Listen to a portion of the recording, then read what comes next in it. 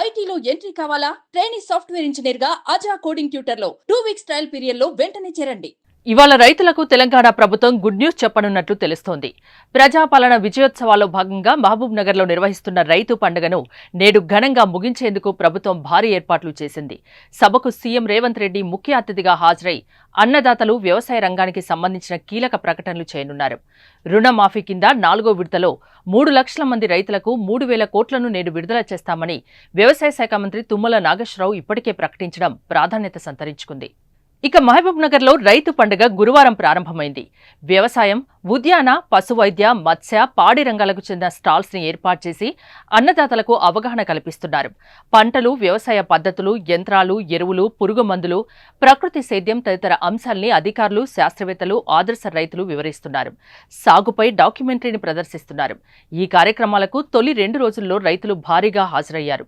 దీంతో ఇవాళ సాయంత్రం వరకు సదస్సు కొనసాగుతుంది. ఈ సదస్సులో CM Revanth Reddy పాల్గొనబోతున్నారు.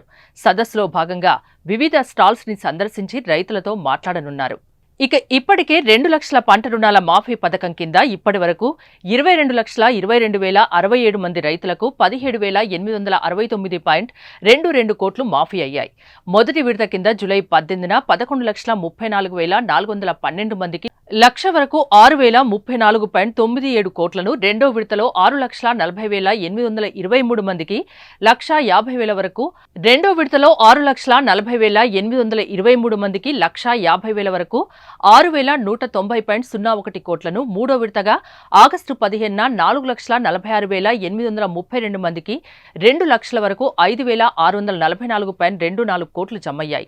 Ration card లేకపోవడం, బ్యాంకు ఖాతాలు, ఆధార్ కార్డుల్లో తప్పులు, ఇతర సాంకేతిక కారణాలతో 3 లక్షల మందికి రుణమాఫీ జరగలేదని వ్యవసాయ అధికారులు సర్వేలో గుర్తించారు. వీరందరికీ రుణమాఫీ చేయడానికి 3,000 కోట్లు అవసరమని అధికారులు నివేదించారు.